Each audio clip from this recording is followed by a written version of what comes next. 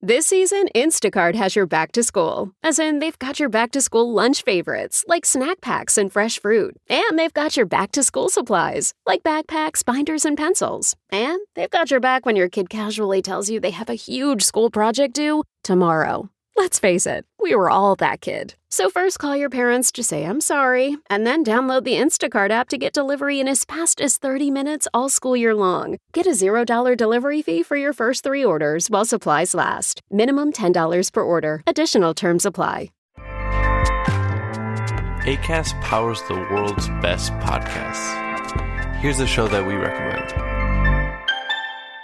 What is The Briefing Room? It's a behind-the-scenes look at how the criminal justice system works and the lives of the people within that system. If you love true crime, well, these are the real people who do the job every day of making sure justice is served. Hi, I'm Detective Dave. I'm Detective Dan. Together, we have decades of experience in local law enforcement, a profession that we think is often misunderstood. So we're going to explore how to do it right, and we won't shy away from when it's done wrong. These are stories you'll hear nowhere else. Unique, frank, and unvarnished. From the team that brought you Small Town Dicks, this is The Briefing Room. Episode 1 drops on August 30th. We'll meet you in the briefing room. Acast helps creators launch, grow, and monetize their podcasts everywhere. Acast.com. So before we start the episode tonight, we do have a request for you. Our first episode in October will be our 1-year anniversary, which we are so excited about. It's so wild, and we want to celebrate with you guys. So do you have a fun story to tell us about a movie that we've covered that traumatized you as a kid? Are you a former, potentially a future guest, and your film was already taken? Or do you just want to tell us hi and that we're badasses? I mean, obviously, but we like to hear it from you. We do. If so, please send us a short audio clip and we might include it and talk about it in our 1-year anniversary episode. Yeah, instructions and the link to the Google submission form will be included in our show notes all September. And if you are following us on our Twitter account, which is @ScarredPodcast, we are talking about it all the time. So as always, thank you so much for listening. And on with the show.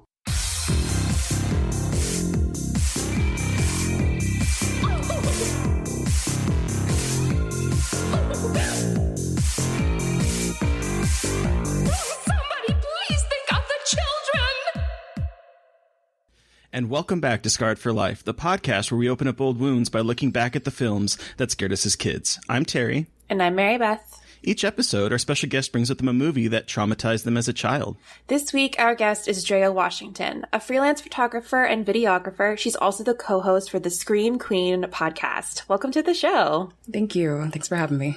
Yeah, we're super excited to talk to you. And I think that the movie that we're talking tonight feels a little prescient, maybe? Just a tad. Like a little bit, yeah.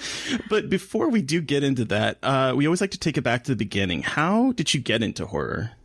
I mean, honestly, probably having like 2 older brothers, and I kind of just watched whatever they watched, and I had older brothers are good for that. Yeah, for sure. They don't pay attention, so I was saying a lot of stuff I wasn't supposed to. And yeah, I had an aunt, my aunt Debbie. She was a horror fanatic and recorded everything on VHS. So yeah, bless those cool aunts. Mm-hmm, absolutely. What were a few of your horror favorites growing up? Well, actually, she gave me the original VHS that had it had Killer Clowns from Outer Space on it. Oh my god! It was a mashup. Me and my cousin loved this one particular tip because it had Killer Clowns from Outer Space, and then it was like Revenge of the Nerds, and then it was like Flying Purple People Eater. So there was only like one. Wow. They were all, like the last one is technically a horror film, even though it's not supposed to be. Yeah, Killer Clowns is a number one for me for sure.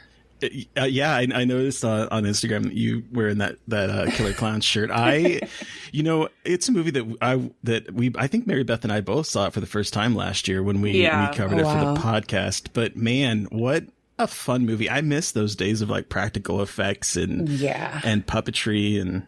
Yeah, I'm glad people are starting to like bring practical effects back because, yeah, that's just where it's at. You know, most of my favorite movie monsters were created by somebody's hands, not by CGI. Yeah. And it's so funny. None of my friends want to watch that movie. I'm like, why not? It's so fun. I think they're like, oh, it's cheesy. I'm like, but that's the best part. So good. It's the Dickies. Like, it's really good. And like the clown design is so cool and weird. And there's cotton candy cocoons. I mean, come on, guys. It's amazing. It's amazing. Exactly. So do you remember what your very first horror movie was? I was told that my parents took me to, I was in the theater as a baby when they went to all go see Aliens. Oh, jeez. Oh, my God. So I was told I was in the theater, and apparently I didn't even act up or anything. I was just kicking it. But I don't have any recollection of that. So, I mean, it didn't have, like, I don't think it had an effect on me, but, I mean, Maybe it did. Some weird subconscious thing. It's like yeah, it's in the back of my mind somewhere for sure. Just like a little alien egg just nesting there ready to pop. Exactly.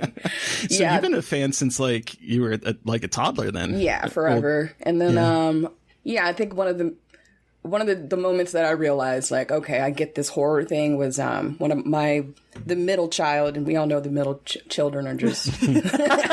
I'm sorry if either you were middle children, but anyway, no. Like, my experience, they're very. They can do some very devious shit. But my brother, he locked me in a bathroom and told me that, or he locked me in my parents' room, told me that Chucky was going to get me because it was Child's Play was playing on the TV at the time. It had just come out, and he was like, and he wouldn't let me out the room. And I just, I ran and I hid in my parents' bathroom and I fell asleep and I woke up and I was still there. I'm like, oh, okay. So I'm good. Chucky and I was didn't like get me. 3 or 4. Oh my God. Yeah. Wow. Siblings are a gift. Sure. Not really. Just kidding. I love my brothers, but they're nuts. Yeah. So as an adult, what draws you to horror now? I think it's like the most honest genre you can get away with the most. Yeah, because I think you have to follow certain guidelines in drama and straight comedy and whatever. But in horror, you can just do a little bit of everything. Yeah, I always look at horror as kind of like a mercurial or like an additive. Like you can attach it to anything, and it allows you to do things that, like you said, straight comedies or straight dramas don't let you do. Mm-hmm. Exactly. And, and it's an insult that, even though, like, I don't give a shit about award shows, it is a slap in the face, that they don't take horror films seriously, except for, like, best makeup department or whatever, best costumes. Yeah, I'm the same way. Like, I used to be all about the award shows, but as I've gotten older, I realized that they're really not anything that really cool. But it is sad when, like, Toni Collette doesn't get nominated, or oh, for sure, or like Lupita with like Us last year. I mean, that was a huge oversight. Yeah, I mean, she's playing like multiple characters, and man. So, do you still get that childhood fear watching horror? Or are you? I get the excitement. That will kind of never go away. I don't get, like, legit scared of horror films. Unless it's, like, more psychological, then, that's different. But as far as, like, your straightforward, jump scares and all that, like, I'm a fan of it, and I'll never get over that stuff. But, maybe I'm not approaching it the same way as I did when I was a little bit younger, but it's still a thrill. Yeah. Do you have any favorite movies as an adult, horror movies as an adult? Yeah. Or ones that you've seen recently that, like, just, like, wowed you? Yeah, me and Tommy, recently we watched this Brazilian werewolf film called Good Manners. Oh my God. It's so good. Did you guys like that? Yes, I love that movie. Yeah, we were really blown away by that. Yeah, the interplay of like both like gender and also like class and different race, like everything. That movie covered a lot. It covered a lot, and they had the nerve to have like musical numbers in it, and it was good. I was gonna say it's a lesbian werewolf musical, and like what else? Like I never knew I needed it. Yeah, but it's amazing. It's so good. Yeah, they were just dealing with so many topics, interracial love and. Dealing with, just classism, and there's a lot going on in that film. Yeah. There really is. And it really surprised me when it's like basically like in 2 and we get to see the future of that. And like, it's such a fascinating film. I think it's overlooked a lot. It really is. I remember seeing, it was like a year or 2 ago, I read about it. And then as soon as like just a little excerpt, I was hooked, and then I didn't hear anything about the film. And apparently, it came out and it had rave reviews in the few festivals that it played at, but just didn't get any, I don't know what happened with it. It's unfortunate. That's the problem with a lot of festival films is that like some of them get either rave reviews or they come, they hit hard and then it's like no one picks it up or no one does anything with it. And then it just sort of like all of a sudden appears on VOD without any fanfare. Yeah. Thank you for, thanks to Mubi. Do you guys use Mubi? Oh, yeah. Yeah. That's how I found out about it. Oh, cool. Yeah. And they've been doing a pretty good job of like putting some interesting horror and just... Like, I love lesbian gay shit, so just put all that stuff. Exactly. Same. Just give it to me. They just recently put out Xavier Dolan's new I want to see that. I do too. I haven't watched it yet. I've had the screener for a minute, and I just haven't had a chance because... Which one is that? It's Matthias and Maxime, I think. Oh, Yeah. Okay. Something like that, yeah. And, like, it's one of those that I didn't think was ever going to come here to the United States. And so the fact that, like, Mubi picked it up, I think it's pretty cool. Yeah, I'm glad you actually said that. I'm going to watch that later. Yeah, I think it just came out like last week, maybe. I think so, yeah. So do you remember the last film that actually really scared you or reminded you or brought you back to being a kid and watching? I mean, besides Maniac Cop, which is a minute ago. Yeah, that shit's traumatizing. Besides that, I'm trying to think, what has really, like, shook me to the core? Anything remote? There was this show that didn't get enough fanfare, that, in my opinion, it was called Channel Zero. Yes. Fucking Channel Zero. So, yeah, me and Tom, we were going to cover The Dream Door Okay, that's my our favorite next episode. But, Awesome. yeah. So Which one is your favorite? It's between the first one with the puppets and I did like the Butcher. What is it called? The Butcher Block or something like that. Yeah, I think that's what it's called. Butcher's Block. Yeah. Yeah, that one and the No Indoor or whatever. The second one was kind of off. I liked parts of it. That cul-de-sac one where the house.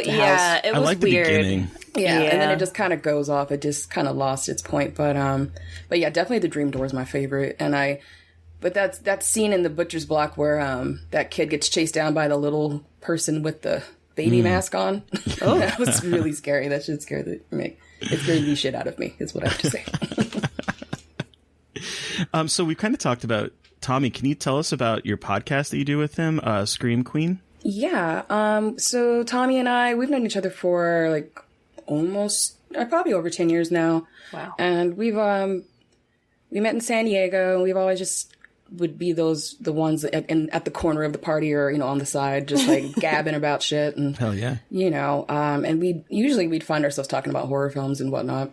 So, he came back from New York and immediately, we met up a few years ago and that we've been talking about it. He said, as soon as, he had got his Food for Thought podcast, rolling, he was ready to do this. So, and that's what he did. So, I just kind of got things ready and kept doing, my usual, just watching an abundance of horror films. And I had all the content to bring and he had all the ways to show me how to get the podcast going. And yeah, it's just been working ever since then.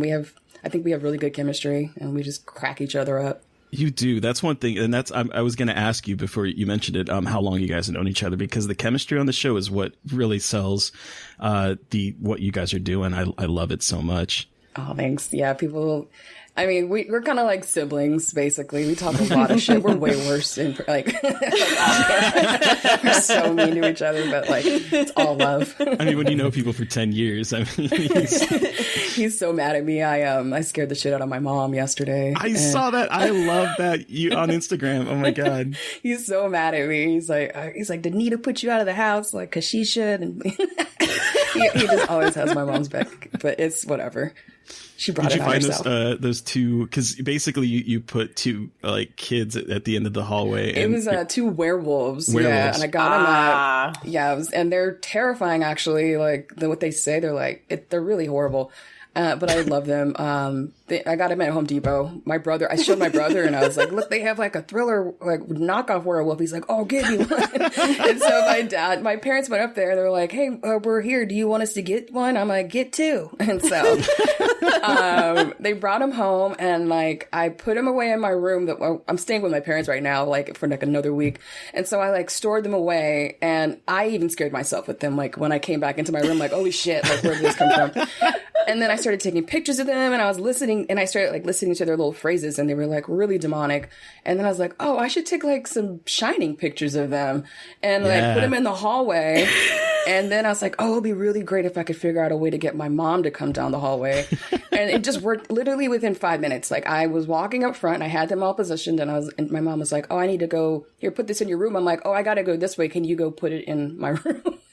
and I just followed her with the camera and it was like, just like that, like magic. So it was perfect. Yeah. I just watched the video and it's like, your mom's like the hop in the air and oh shit, oh my God. Oh man, yeah. Oh my God, I love it so much. Yeah. She brought it on herself. So but yeah, that's why Tommy loves me, because I'm a hot ass mess. But like honestly, I feel like that's a great way to have fun in quarantine. Like, what else are we gonna do? Just to scare the shit out of each other, and all good fun, obviously. Yeah, I'm just like, I can't believe me and my parents have made it this long in quarantine together.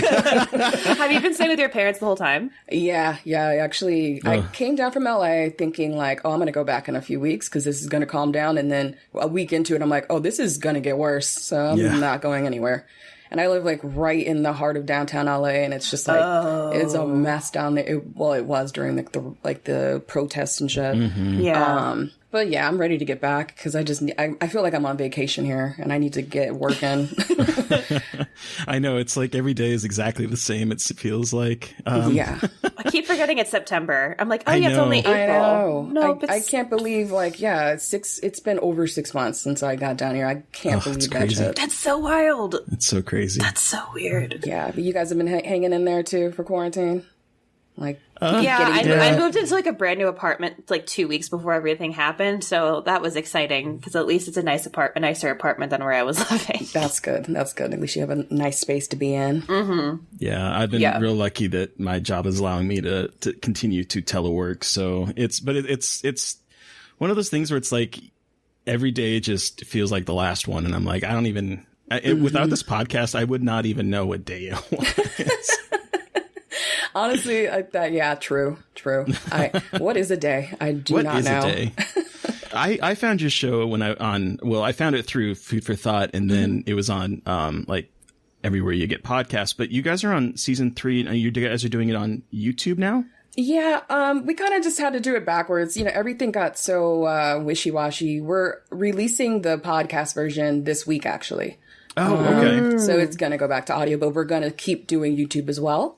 But we just did them kind of backwards because our producers were in the middle of moving to Amsterdam and to Mexico City. Oh, wow. So they all split ways, and then they're working from these places. It's just a lot. And then so I just kind of took over the video editing and all that stuff for now, and I've been learning, so it's been a good learning experience for me. Yeah, you learn so much when you have to edit your own podcast. That's for sure. A lot. I don't want to look at my face anymore. I don't. It's like I don't want to hear my voice anymore. I don't want to know. It's Get tired of your laugh. I know. I'm like, is that my laugh for real? Please, no. It's the worst. So, what would you say is a good episode for our listeners to start with? Would like to get an intro to your podcast, or what's your favorite episode? Probably like it's season 1. We did a episode on it was called Horror Noir, black horror films and people of and then it's the documentary. It's on Shudder. Yep. So we did that, and I can't remember the other thing, like who our Scream Queen was, but that really was kind of like very inspirational and helps kind of encapsulates what the Scream Queen is all about. Yeah. Awesome. Cool. Well, we will definitely link to that one in our show notes as well. Awesome. Yeah. So, Drea, what movie are we talking about today? Well, when you asked me what stuck out of my mind, immediately what came to mind was Maniac Cop. Maniac Cop. So here's a little rundown of Maniac Cop. Mm-hmm. A uniformed police officer begins killing people on the streets of New York City. There we go. Lieutenant McCrae believes it's someone on the force and begins investigating the truth behind the murders. Meanwhile, a young cop named Jack Forrest finds himself as the chief suspect and is forced to team up with his girlfriend Teresa Mallory and McCrae to get to the bottom of the murders before the Maniac Cop strikes again. Yeah. Okay. Yeah. So this is a touchy subject Yes, for a lot of reasons. Yes, it sure is. And man, was it something watching it in 2020. Holy shit. But going back again to the beginning, tell us your horror story about this movie. How old were you? How did you see it? Paint us a picture. Okay, here's the funny thing. I think I actually, though, so I rewatched number 1 today for the first time in it's been 5 or 6 years. I think I got number 3 mixed up with number 1 because it was a particular scene of him, and it's not even a really scary scene, and it's the end of the movie, and he gets put away. He's getting an honorable funeral or something. It's some bullshit, and how is he getting an honorable funeral? And and then they put a badge on his casket, and then at the end he punches through the casket and takes the badge through it, and it just scared the shit out of me when I was 5. And I just remember that I was like, oh my God, he's still alive. But watching number 1, his face is just, it's intimidating. It really, that huge ass jawline. I've never seen a jawline like that in my life. No. And I guess the actor actually has, cherubism. It's actually cherub. He has a deformity in his jaw where I guess it's a disease that starts to build filament. And so interesting. So yeah, and that's kind of how he got his start in movies. He started playing all the bad guys because of his big chin, and his big face. He kind of got typecast as the villain. That's funny. Oh, that's funny, but also terrible. Yeah, that's really bad. Hey, he got a good career out of it. Yeah, he got this trilogy, and I don't know what else he was in, but I mean, these 3 movies, they really... He's been in 120 things. What? Yeah. Holy shit. A lot of them were playing a lot of the kind of the bad guys. He was in The Night Stalker. And he was in Tango and Cash. He was Face in that. I've never seen Tango and Cash. I've never seen Tango and Cash, yeah. I've only seen The Night Stalker, that movie is really disturbing. I think I've only seen it once, maybe. I don't know if I've seen that one. How could he play the Night Stalker? That don't make no sense. He's got a big ass head. He was in it. That was my very analytical takedown of that. He's got a big ass head. Yeah, I don't know if he was the Night Stalker. He played a character called Chuck Sommers. So I don't know. Okay. Maybe he was a detective in it. Yeah. But yeah, he's had quite a career. That sounds like it. Absolutely. Yeah, that it was that image that stuck out to me, but what I realized is it was really they did a good job with that character. And I really like what his face turned into and it continued to turn into in the ongoing films, but I thought the makeup was really awesome and so he kind of becomes a zombie sort of in the second one. I've only seen, this is the first time I saw this movie. Yeah, he's basically Jason or whatever, Okay. They don't really explain the death, or they don't, it doesn't make sense per se. Okay. He has supernatural powers sort of, but it's not explained. That makes me feel better because I was wait, he got into the shower fight in the prison and then he was still alive. So they took him out and then all of a sudden he was alive again. He's driven by pure hate. Yeah. That's basically, that seems about right for a slasher. So this was the first time I had seen this movie, but I remember, as most kids of the 80s know, you get obsessed with box art. Mm-hmm. And I remember scrounging through the horror section and seeing this cover and making up stories of what movies were about when I wasn't allowed to see them. And the VHS cover of Maniac Cop terrified me as a kid because it was this cop in silhouette, but you couldn't really see his face, which again, you don't really see his face much in the movie either. And it was white gloves and just the title Maniac Cop. It's what? Because at the time, in like the 80s, you know, it was like the cops are coming in your classroom and like teaching Dare and like all of this kind of, it was a treat to go up and greet them. Like that's how I remember it that. was. Yeah. That Weird, was bizarre ass era. So bizarre.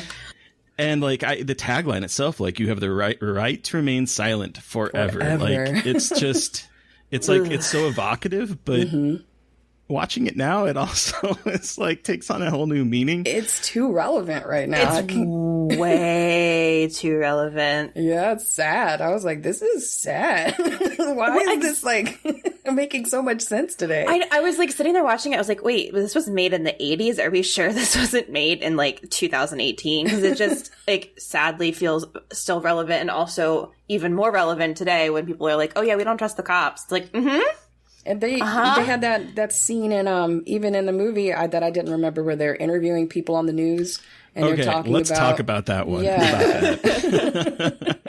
What's your take on that? Well, I thought it was so weird that well, not weird, but kind of wild that we get 5 different interviews. And the first one is this white woman who's basically like, I told my kids, you see a cop, you cross the other side of the street. I see a cop, I'm out of here. But then they flip that with a black man who's talking about 3 of his friends murdered by cops, shot in the back, shot when they didn't have a knife or gun, claiming the suspect had a shiny object. Cops are killing, that's why they're cops. And I'm like, wow. It's almost like this has always been a problem. Yeah. It's almost as if. Almost as if. Almost as if the police system is not a good one and has not been for a very long time. Yeah. I mean, go fucking figure. And just and here is, you know, the template for it, guys. Just watch a horror film and you can figure out all the problems. And maybe you can figure out how to fix this mess. But yeah, I was that scene alone was just like, okay, like they had that moment where I believe it's when Tom Atkins is speaking to the body of the first girl that gets killed. And he's like, you must have been so afraid. And then you saw a cop. Yeah. And just like, but for me, if I had been chased by 2 guys and then saw a cop, I'm like, oh, fuck, I'm fucked anyway. You know? Like. Yeah. Well, and I think that like that line just kind of, and that, well, not even that line, like the opening scene kind of like really encapsulates how a lot of people have always felt about cops, but even more now. It's like, hey, seeing a cop, you think they're not going to help you the way you think they're going to help you. I think, you know, that very performative, like, oh, we are here to help you, and like scare quotes, but actually they're scarier than than other people. Yeah. You give people a lot of power and you don't really follow up on who, like, the character of that person and, you know, their values. Like, things can get out of control very quickly. Yeah. Yes. So like the opening of the film like was immediately evocative to me with the kind of ritualistic way that Cordell puts on his uniform. Like the camera almost like fetishizes it with like it's becomes like this ritualistic thing of like putting on the tie clip, putting on the badge, loading the gun with bullets, putting the handcuffs in, and it freeze frames on each of those moments to like make it as like this ritual. And it's so weird to see that in a movie in the 80s. Yeah. Well, yeah, and like we know when people talk about the male gaze is all about viewing the female body in parts and fetishizing a woman as parts instead of a whole. And so this kind of inverts that expectation and, like you said, fetishizes these like symbols of safety and justice when we do know that those are actually all like not true. But it is so interesting. That's like, I didn't think about that. The way it's like inverting that idea of the male gaze, but kind of not sexualizing, but like you said, fetishizing these marks of authority. That's wild. It's wild that they even, took this approach to it. Like, you wouldn't think that they could get away with a film like this. Like, it's like, I guess, it feels like this movie shouldn't have even existed back then because they did such a good job of trying to portray cops as, you know, in such a good light. But I don't know how this one slipped through the cracks. And then, that whole shower scene where, you know, he's left to fight off all the people he's fucked over. Eastern Promises on him? Yeah, Eastern Promises, exactly.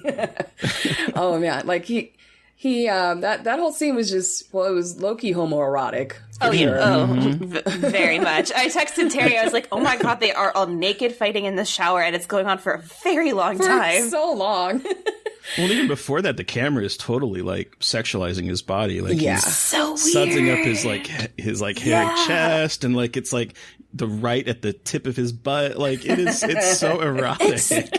Wait, this movie's way more erotic than I thought. Wow, I have a lot to think about now. That's very weird. It's very weird. Bruce Campbell in this film. Talking about erotic. His chin. Oh, that guy. So it was the chin off, I guess, in this film. The chins competed, and Chin versus chin should have been the subtitle. I can't tell you how pissed off he made me with like, the handling of him and his wife. Okay, it was so weird. I was like, what was the? I mean, I know the point, but it also felt pointless. If that makes sense. Like, what the fuck? So mean. It's so mean. She gets to the motel room and he's like, well, why did you follow me here? I'm like, what? It's like, I meant to tell you, but I didn't know how to. It's like, well, all right, cool. And it felt so cruel to have this, like, this woman who obviously was trying to make her marriage work and was like worried about her husband and just kills her so fast. I'm like, oh, I was under the impression that this was going to be like, it was going to be a really interesting point. Yeah. Like a character in the movie, because I'd never seen this before, but nope, she is immediately murdered. Yeah, and I was like, okay, well, that was a lost opportunity right there. Like, clearly, you know, I mean, so it's produced by a man, directed by a man. You know, it's just very, you know, a lot of machismo all over the film. Oh, yes. Well, and like even his scene with his wife before her untimely demise is like, it's very much centered from the male perspective. Like, he's like, well, I wanted to go to therapy with you. Have I ever hurt you? And she's like, I know it's wrong to be afraid of my own husband. Like, it is what? Totally written by a man. Like, let's be honest here. Yes. He just writ in this gaslighting ass line into the script. Let's make her crazy and then make it seem even funnier when she dies. It's like, ooh, but how about not? So they did that, and I really especially didn't expect them to kill her off like that because of how they took out the first person. Because she fought all the way through that. Yeah. And then she still got taken out, you know? That actually kind of reminds me of Tommy's favorite scene like that with Sarah Michelle Gellar in I Know What You Did Last Summer, where she like... I just listened to your guys' episode. That shit makes Tommy so mad, that scene. But it was it's kind of similar to that, you know? I also, you know, as soon as I started watching, I'm like, oh Lord, they got the bad Puerto Ricans now, like, gonna rape and shit. I'm like, oh fuck. So I do think that scene is really interesting though, because they start off with like the stereotype of like these Puerto Rican muggers that are like coming to assault this white woman, right? And so what does she do? She finds an officer, and it's like the inverse of like, oh my gosh, thank God I found an officer that's gonna save me, and then he fucking breaks her neck. Yeah, like it's that interesting reversal that sort of hits home that no, it's this white cop that you need to be afraid of. It was interesting to see Tom Atkins, his character, like, well, I don't believe that these two teenagers did this shit. You know, like that doesn't even add up. What were you gonna say though, Mary Beth? I was gonna like jump to another topic, but I actually have something interesting to say about that and how they talk about like mental health with cops and having them have like profiles and everybody. And that was also another, like, again, like, oh wow, a discussion we're still having today. It was like making sure you're checking in on the mental health of these police officers and how they're doing. And they're like, we don't need that. Men don't need that. It's fine. We don't need to check anyone out except for you. It's like very interesting how it continues to perpetuate this idea that like you don't need mental health help with these kinds of things. Yeah. And I think Richard Roundtree, Shaft, he kind of scolds Tom Atkins' character. He goes, didn't you like try to kill yourself like you know, like a couple years ago? But it was done. He said it in such a callous way. It wasn't like he cared or whatever. He was more like, you're unstable, you know? I did think that scene was really interesting too, because like, he actually feels like McCrae actually feels like a good person, because he's like, I want to take a look at our own people. And he gives like this whole rundown of having the police psychologist do a rundown on the cops who've been under a mental disturbance, you know, all these things. Like, I want to check up and make sure that, you know, find our suspect. And like the response is like, oh, this person is just basically trying to discredit the police. Yeah. And I think that the like very on the nose line is, well, why don't we just test the whole damn force while we're at it? Maybe you should. I mean, it wouldn't hurt. I mean, but we all know what happens if they do that, and they'll uncover a whole bunch of other shit. Tom Atkins, by the way, like that. Were you guys shocked when they killed his character off? Yes, I was so shocked. And like the whole like throwing him out of a window, that always gets me though. When someone is very suddenly thrown out of a window, I'm like, will always be very jarring to me. Are you guys fans of his other work, like Night of the Creeps or Halloween 3? Yes. Oh my gosh. Yes. I didn't recognize him at first, and I looked him up. I was like, oh my God, I know him. Yeah. He was like a feature of like my childhood, like with The Fog and Night of the Creeps. Yeah. And like, The Fog. My mom loves The Fog. We love watching that one together. I love him so much, and he always plays a really good sort of like noir detective. Yeah, you know, trying to solve things. Like, he's so good at that character, and it doesn't get old. It really doesn't. No, when the moment he comes in, I was like, yes, we have Tom Atkins. Thank God, he's going to save the day. Like, and then he didn't. Yeah, I will give them a huge nod to the film for pulling that move, because it was fucked up. I feel like it should have been Bruce Campbell who got killed off, but anyway. Yeah, because I was not that, like, I mean, obviously he's hot, but I was like, what's the point of this guy? Like, it felt like Bruce Campbell was just in there to have his name behind it a little bit, because I was like, he's not really doing much for me in this movie besides being pretty to look at. Yeah, like, he's not doing much, like, crime solving or police work. Like, he's just getting in the way and like, I didn't do it. It wasn't me. I didn't kill my wife.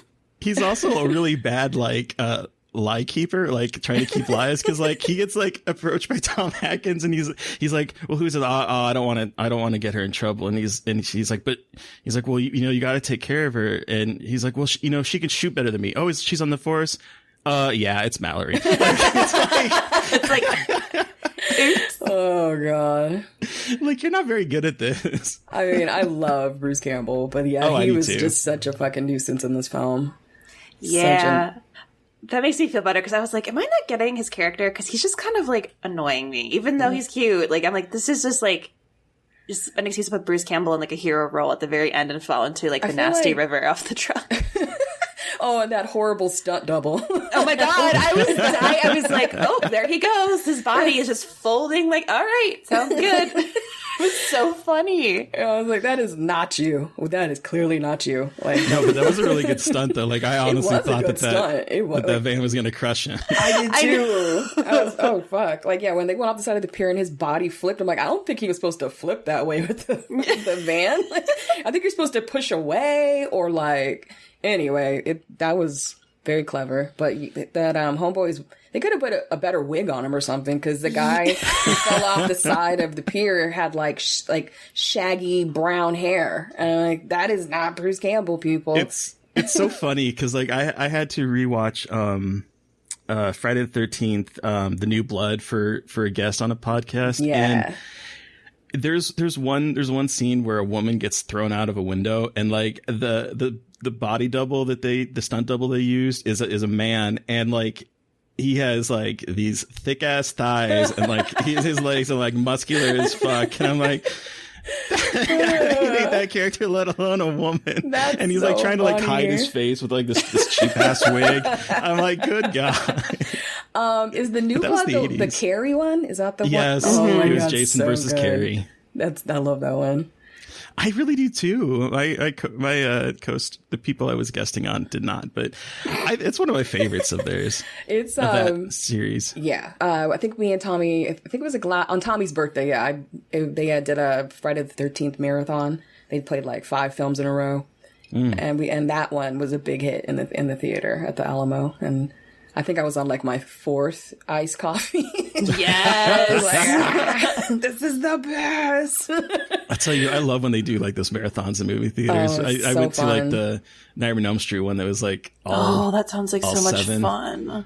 And man, by the time you are like jittery from coffee, I will tell you that. But... Oh man, that'll give me for sure. That I can get into a movie if I have like caffeine jitters. Yeah, like that's the only way I can really experience it. Like, kind of like the way, like Tommy, when I don't know how I watch movies with him, but, or like how he watches movies in general, but like the few horror films we've actually made an attempt to see with each other, he has like he's like in a yoga position, like legs around his head and arms and like a jacket around him, and he's like, Drea, just tell me when the thing's over. And I'm like, you're just gonna be like the whole fucking movie. It's a mess. It's a super mess. But yeah, I don't I was talking shit about him. He's gonna be so mad. But kind of going back to McCrae's death, this whole movie has a very weird structure to it. Yeah. Because it like opens up as a slasher. Yeah. And then it kind of becomes a noir. Yes, conspiracy theory like movie. I was so confused because the beginning, I'm like, okay, we're getting kill after kill. Like, all right, this movie is just like going in and not fucking around with like all of the deaths, and then it just stops all this. It's just like, it's like what, 2 or 3 back? No, it's like 3 back to back, and then all of a sudden it stops, and I was like, wait. What? Is this the same movie I was watching earlier? It's just like got this weird 80s pacing thing where like the beginning and the end are really intense and the middle is just like a completely different movie. Well, they clearly just pieced it together. Like whoever did that, like a producer had a say in that and making sure like, well, we need to have this straight kind of cop approach or whatever. And like, that's the vibe I got from it. And it also goes to say, cause like I have always had a hard time piecing this movie together. Like I've gotten scenes mixed up with other scenes from, you know, all 3 films mixed together to me. And, watching this, I was like, I don't remember like half these kills. I'm like, how, it just didn't even register to me. But I did like the film, like overall, I liked the overall vibe of it. It was not like well edited, in my opinion. We're gonna front load all the kills, and then you'll be stuck in it, and then we've got you. Haha. Like I did kind of like what was going on with Homegirl, like hobbling Homegirl. Yes. Yes, the girlfriend of Maniac Cop or whatever. Oh, and then that Sally. That everybody, the way they like looked at her, like, oh, well, she's a good Irish girl, and she tried to kill herself, which you never do. Like, what the fuck? I also, God, speaking of Irish, I just die that like every time a cop is mentioned, it's fucking St. Patrick's Day. It is so funny to me. I'm like, that's all cops have, St. Patrick's Day. Like walking around in kilts. Like, what the fuck? It's just so bizarre to me. I mean, as someone who is Irish, it's always very strange. And everyone's like, yeah, the cops and the Irish. I'm like, oh, I don't want to have that. I don't need that association with me anymore. No, thank you. I actually, my parents did their 23andMe's a couple years ago, and my dad found out like he's almost half Irish, which is fucking hilarious. Yeah, wow. It was just like, oh, okay. Weird. Did he have any idea that he was like part Irish? Oh my god! Wait, that's wild. You're like, oh. Okay. I mean, we thought, I thought for sure, you know, it was like French, like Creole going on there, some stuff going on, but no, we like Irish. Where the fuck did that come from? Amazing. Yeah. I do overall, like, I appreciate, as much as I was mad at how they treated women, like Homegirl, who played like the undercover hooker, and yes, I love that outfit, by the way, and that hair is so good. That scene was so good, and I just love how like she picks up the John and he asks, "You're not a clop on?" And she's like, "Ah, shoot, you got me." It's like, you asked the right question, you're free to go. Like, what? Oh my god, I'll be dreaming about you though. Like, oh god, this is fucking sick. But then there's that parallel at the end, near the end, where the guy is like, oh, I deserve the raise and the promotion, just tell me everything. And like, I know he wasn't asking for sexual favors, though I thought it was going to go that way. Oh, so did I. I was like, oh my god, he's going to assault her. When he's like, we have this whole office to ourselves, I'm like, what's going to happen now? Exactly. Like, what else do I take from that? Like, exactly. Like, it's an 80s slasher, like, what do you think is going to happen? Nothing good. I didn't feel comfortable for any of the women in this film. Like, no one was safe. No, absolutely not. And then it was interesting, I think, going back to, we were talking about like this, you know, the kind of the racism that goes throughout this movie, is when Sally Nolan is talking to her maniac cop boyfriend and is like, I thought you were going to be killing human garbage, not innocent people. And he's only shown killing white people. Mm-hmm. And she's like, I thought you were going to be killing junkies and dealers. And it's like, what does that mean? And it just like is so interesting, like the classism and the racism that just seeps into every part of this movie. And I didn't even notice that. He doesn't kill any people of color in this movie? No, he does. He kills the commissioner. The commissioner. The commissioner. He's black. I missed that. Yeah, he kills the commissioner very quickly. Okay. But other than that, like his targets before, I mean, and that was like his ultimate target, right? Was the commissioner and the captain. He did something, but like, so that's different because he was part of the ploy or whatever. Yeah. And I didn't quite understand that. Like, I was looking at the Wikipedia page, and they were talking about how it was like this political cover up and conspiracy. But I don't get it. I didn't get that at all. I watched this twice, and I never picked that up at all. I was never quite certain why he wanted to kill the commissioner, except that he got put away. Yeah, like, I guess he took the blame for a bunch of stuff that they probably told him to do, you know, and that's basically what happened. It's like, I don't feel bad for this monster though, you know, like your revenge is bullshit. Exactly. Like your revenge makes no sense. Like you're getting revenge on what? For people telling you that you suck and that you're an asshole. Like, yeah, because you are an asshole and you do suck. Yeah, like the thing that flipping to talk explicitly about Cordell, the thing that I found so interesting was basically his characteristics that like are kind of sort of like inherent in this kind of power role that he is in. So like McCrae first finds the newspaper clippings, right? And it's all about like super cop raids terrorists, kills 3, mafia chief slain, Cordell kills rapist, bomb facility captured by Cordell. Like all of these clippings are about him killing people. Mm-hmm. And the guy that finds these clippings from McCrae tells him like, yeah, he used to come through here and look at him just as much. He liked being a celebrity. He would read these newspapers clippings about himself. And I'm like, So he has this like arrogance.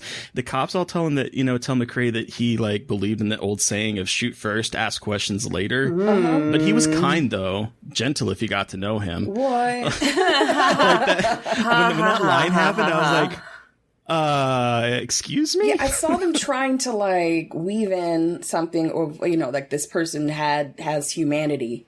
But no, all I saw was he was a monster from the start. And right. And like as soon as he walks into Rikers and everybody's like, oh, this motherfucker. Like, and everybody knows him. And they can't wait to get to him. Like, it's like all that says it all right there. Like, exactly. But yeah, go ahead. I guess the question is like, does this film feel progressive or not?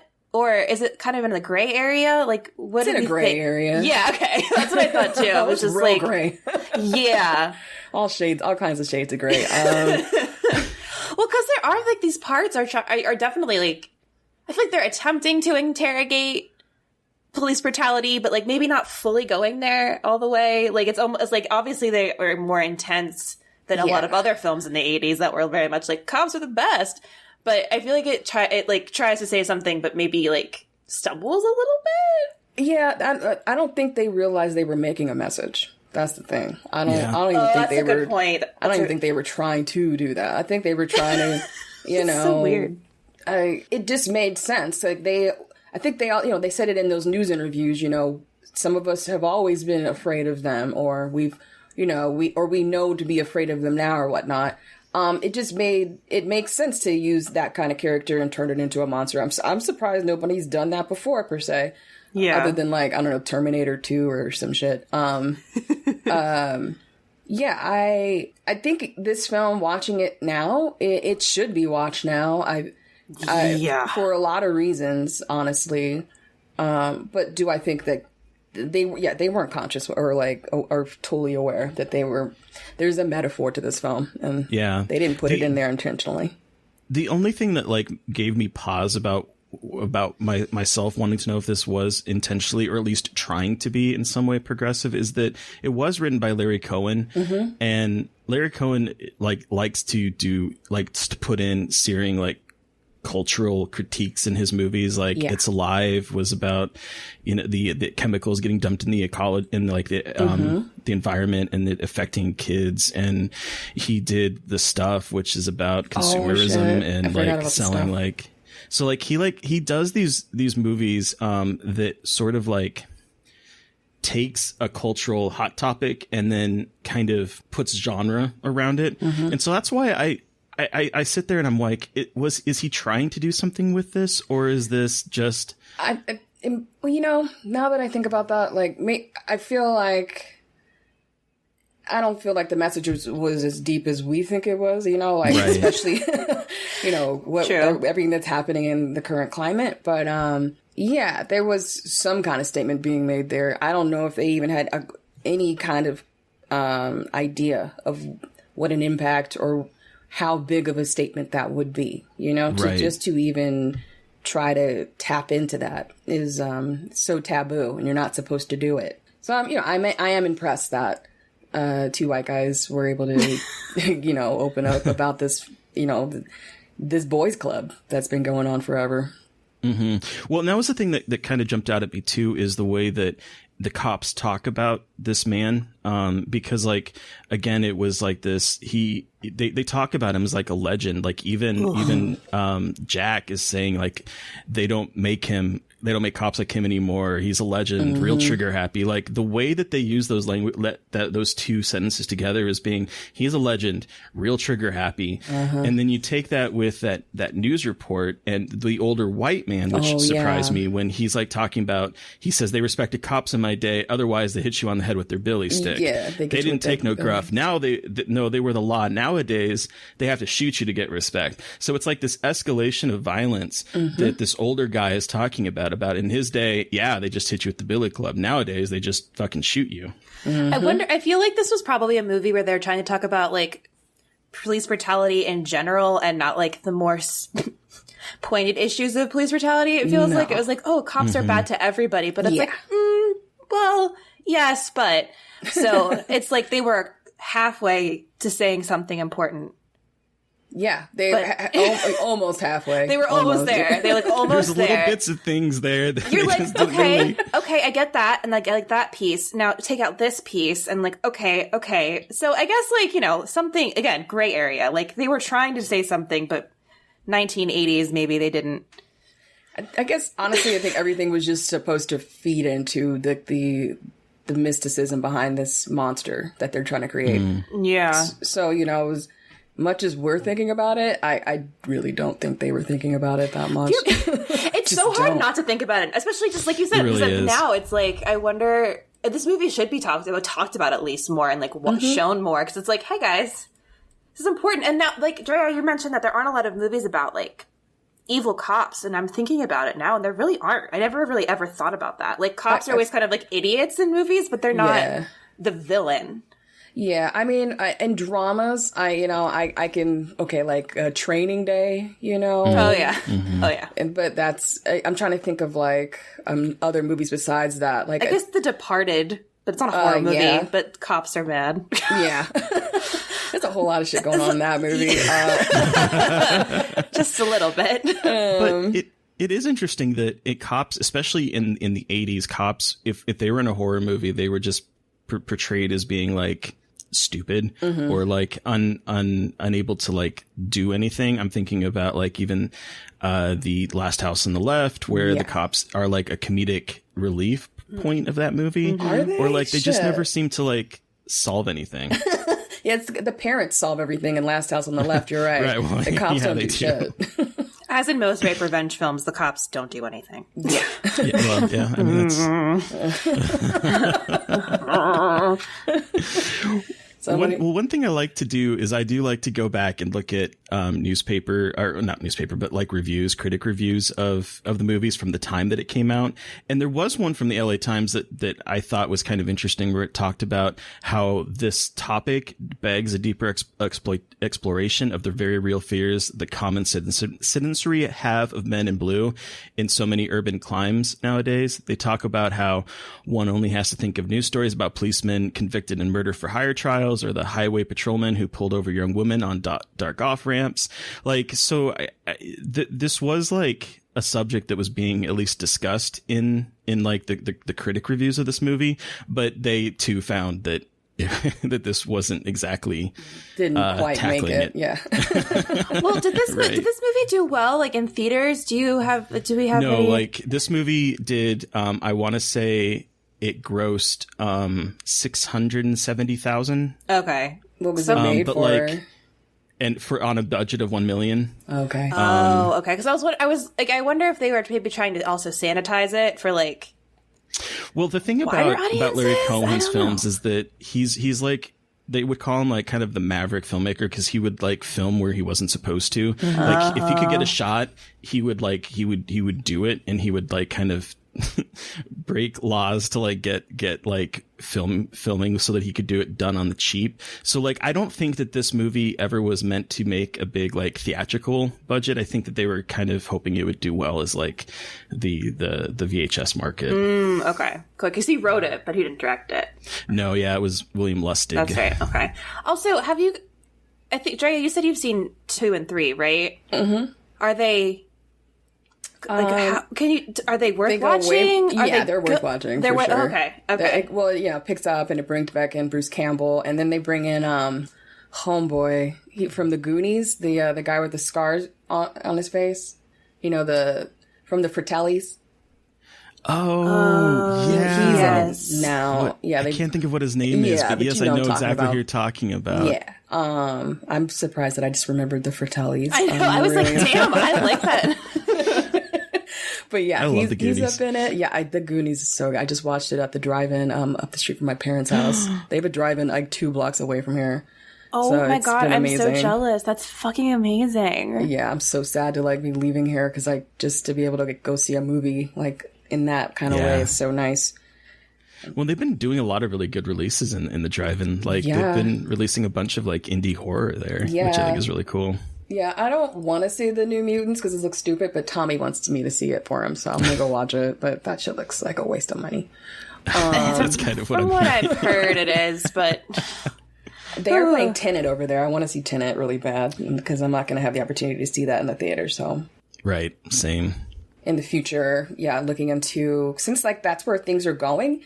You know, I feel like more people should be renting out drive-ins and having nights, you know? Yes. That's the way to go. Because, like, God, I love going to the movies. Mm-hmm. And, I mean, obviously, all of the movie theaters near me are closed anyway, but I wouldn't be going. So I need to find a drive-in near me, but I haven't been able to find one. Where are you guys at? I'm on the East Coast. I'm in Maryland.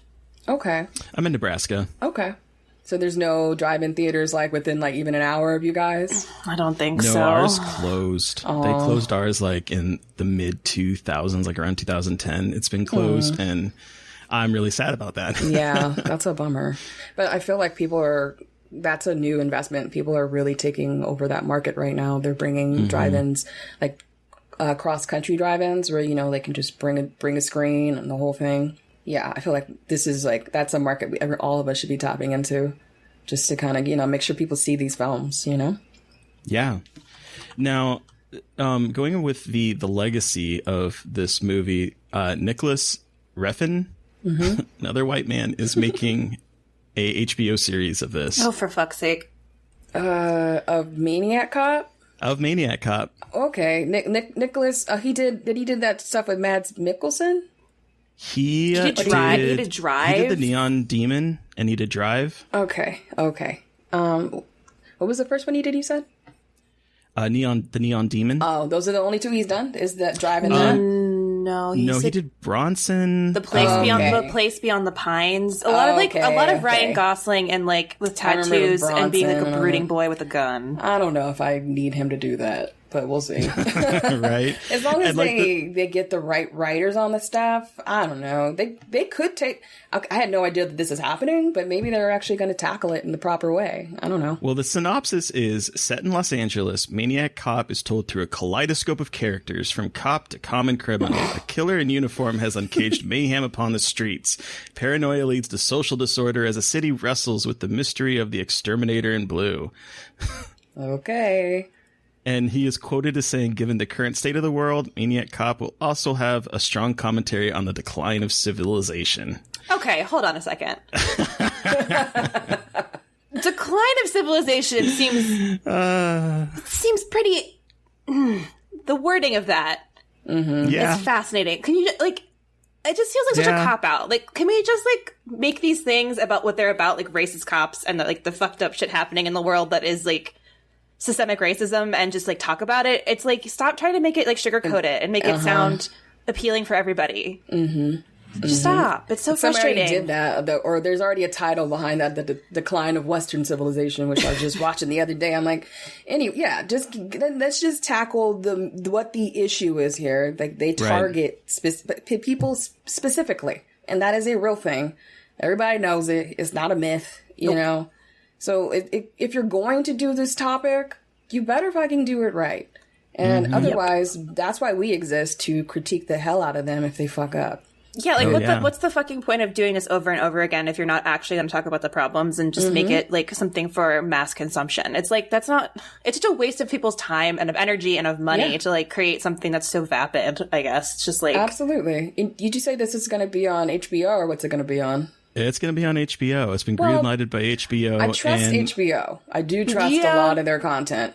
They do have some good... They have some really awesome stuff, and continue to, so... I'm a little concerned about who he's doing it with. His name is John Hyams, who I'm not familiar with 100%, but he is credited in this, like, Deadline article as being, like, the creator behind Universal Soldier Regeneration.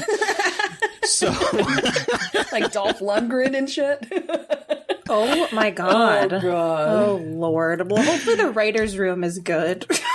Like, Jesus, I hope so. It's like all you can do is just pray that they have a good amount of good people that writing. Sounds like a mistake, but here we go. Here we are. Oh, HBO did so well with Watchmen. Don't fuck it up. Oh man, I just had my parents watch Watchmen. My dad's like, well, we can still get a season 2. I'm like, well, we could, but we don't want one because it ended perfectly. We don't need a season 2. Please don't do it. Don't do it. And my dad's like, I need another. Like, just leave it alone. You're like, no, leave it the hell alone. Perpetuating this annoying thing that we need multiple seasons of television. No. They tried to do the same with Michaela Cole, like with her last show, Chewing Gum, or the show before that. Oh, yeah. They tried to, like, she only wanted to do one season, and they, like, forced it out of her. Great. Also, I heard a story, not to get totally off subject, but... that's fine. But she was talking about, while she was working at Netflix, and she did the second season, she came to set one day and found that all the black people were in one trailer and every white cast member had their own separate trailer. No. Excuse me? I mean, on her show. No. On her fucking show? Yes. I mean, she immediately wouldn't set something and it was handled, but, like, the fuck? The fact that even, like, happened. Yeah. And then they were trying to get more out of her with I May Destroy You, but it's a true story. And you can't, like, and it's a very sensitive subject. Yes. You know, you can't, just give us more. Like, that's not how that works, you know? It's not. And especially it's like obviously the story, I need to watch that show still. I really want to watch it. But it's like love it. It's a lot, but it's really, really well done. Like, goodness. Obviously those are the stories that people want to be told. And, like, if it's effective enough in its one season, there's no point. I feel like you ruin something if you try to stretch it more, and it, like, loses that significance that it's had. It's greedy to want more. It is, yes, it's greedy. I'm like that the new season of The Boys. Do you guys watch The Boys? I have not watched the new season, but I loved the first season. Oh my goodness! This new season's great, and they're not releasing the whole season at once. Yes, I saw that. Yes, which I prefer, because if I watch something all at once, I won't grasp everything the same way, you know, like there'll just be certain moments that just won't be captured versus when I can just let a show like marinate for like a week and then come back to it and then this makes sense here and there, but sorry. Okay. And that's how I watched Watchmen, and I think I'm really glad I watched, like, that's one of those shows that I was really glad I didn't binge watch, because I feel like you can actually really think about it and not just be like, okay, cool, next episode, without, like, any kind of critical thinking about what you saw. Yeah. Well, it becomes like a rush to watch it too when it's just dropped, right? Because, like, you know, if you don't watch it this weekend, everyone's going to be talking about the whole series. That's the other thing. They'll ruin it for you. Yes. And it's like, that's the worst. I also don't like, it's hard for me not to get influenced by other people's opinions. Oh, yes. You know? So if I see a review, like, by somebody who got to see it earlier, I'm like, I don't want to see that yet. Like, have some grace and, like, give me a week. you know, but I'm super loving this season of The Boys. It's very frustrating, but I'm really glad they released 3 episodes up front, and then I was gonna wait and hold off for the 3rd episode, but I ended up watching it yesterday, but it's really good. And it has homegirl from she was on this show on FX, and it was about this really awful couple. You're the worst. Yes. Yeah, it has Aya Cash, I think her name is. Oh my god. That was what sold me on wanting to, like, because I didn't watch the first season, and like everyone's talking about how she's on this season. I'm like, oh shit, okay, I got to get caught up because I love You're the Worst, and I love her so much. Every time I put on that show, I'm like, how can I get through this shit? Like, I used to live around that area, like Silver Lake Echo Park, and that show would just like, it would really drive me up the wall, but it was so fucking funny. It really was. I really liked that show a whole bunch. She's wonderful in it, and I won't say anything else. It's a doozy. Yeah, I'm gonna have to, like, because I'm just now getting over all my festival coverage, so I'm trying to get back into like being able to watch things that I want to, and that's been on the top of my list. Yeah. Are you guys watching Lovecraft Country? I am. I'm covering it with one of my fellow queer writers. Nice. I want to watch it, but my partner is almost done with the book, so he wants to start watching it when he finishes the book. So he's got like a couple pages. I know he's got a couple pages left, and then we're gonna start watching it. But I'm really excited to watch it. Yeah. Oh, you're gonna. Yeah. I am. I'm trying to. I usually don't do this, but I got the audiobook, and I'm like, whatever. Let me just go ahead, and I don't want to get too far ahead in it, but I just want to know everything about this show. And it's been really interesting to see, because it was written by a white man who did really, it was very thoughtful and careful the way he covered this subject, which is how he had to cover it. Yeah. And then they handed it over and they brought writers of color onto it, and then they gender swapped a lot of roles, and yes, they did. It's amazing. I'm really, really blown away by it. I will say that this week's episode, the ending of it kind of pissed me off. Oh, that made me so mad. Tommy says, all I got was a text from Tommy that said, Montrose is dead to me. Yeah. The ending of this with the way they handled the Two-Spirited character just really...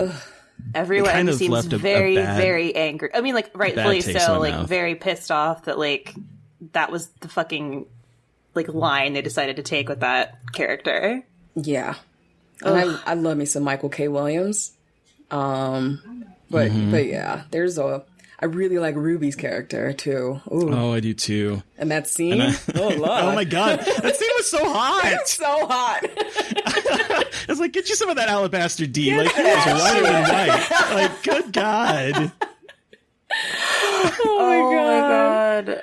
It was a really sexy scene, although I will say that I don't think having sex on a staircase is exactly that ain't comfortable. It's not even possible. Anyway, do we want to I know we're just all over the place. Do we want to give Maniac Cop a rating out of 5? Oh yeah, that's right. Yeah, maybe. I'll give it out of 5. I'll give it like 2.25 stars. Well, we got to give it a rating out of Bruce Campbell's chins, though. Oh, okay. Yeah. 2.25 Bruce Campbell's chins. Okay. Terry, how many Bruce Campbell chins out of 5 do you give Maniac Cop? I give it 2, I think. Okay. It's I think that there's like some interesting societal things that are being examined through it, but I don't think a lot of it was purposeful or handled as well as it probably could have been. And as a slasher, I thought it was kind of boring, although I will say that I did love them drilling out the poor guy that was in the cement. That was amazing. I was I was very excited for that energy, and they did nothing with that energy, and I was very upset. No, they didn't. So yeah, for me, it's a 2 Bruce Campbell chins, which I guess is better than 1 Bruce Campbell chin in the world. What about you, Mary Beth? I also give it 2 Bruce Campbell chins. I thought it was very interesting, but like not quite purposeful enough.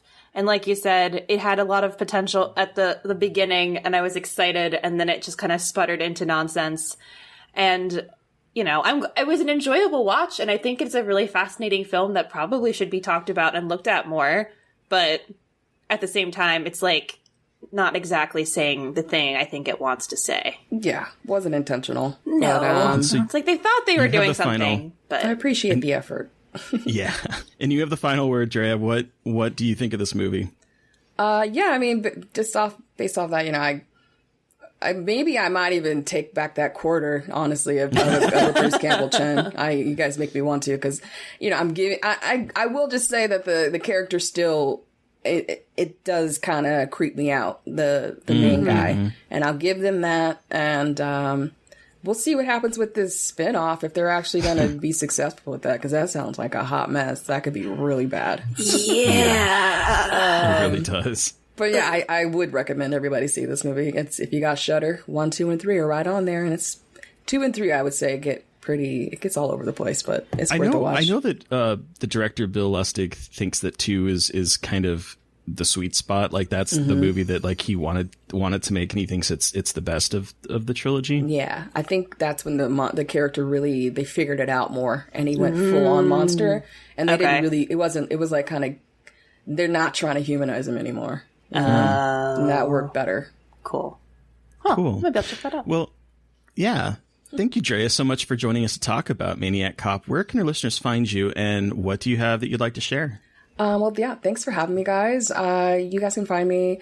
My Instagram page is at Scream Queen Podcast, and my handle is Hey Girl Hey. That HeyGrlHey. And coming up, Tommy and I. Yeah, we're just continuing season 3. Look out for the audio version of the podcast, and we're going to continue putting our cute faces out there too, so you can see us.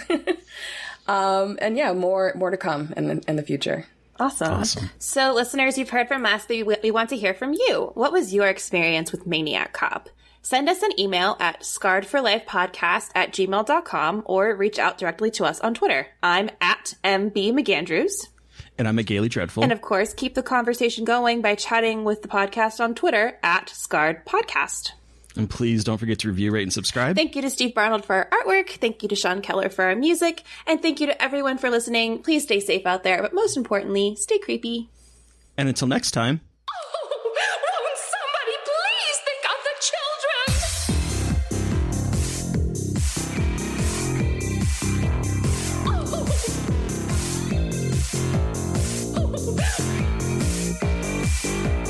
Somebody please think of the children.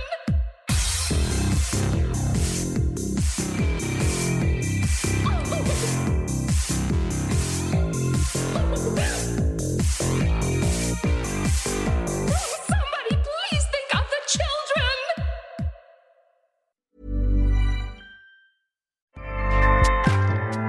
Acast powers the world's best podcasts. Here's a show that we recommend. What is The Briefing Room? It's a behind-the-scenes look at how the criminal justice system works and the lives of the people within that system. If you love true crime, well, these are the real people who do the job every day of making sure justice is served. Hi, I'm Detective Dave. I'm Detective Dan. Together we have decades of experience in local law enforcement, a profession that we think is often misunderstood. So we're going to explore how to do it right, and we won't shy away from when it's done wrong. These are stories you'll hear nowhere else. Unique, frank, and unvarnished. From the team that brought you Small Town Dicks, this is The Briefing Room. Episode 1 drops on August 30th. We'll meet you in the briefing room. Acast helps creators launch, grow, and monetize their podcasts everywhere. Acast.com.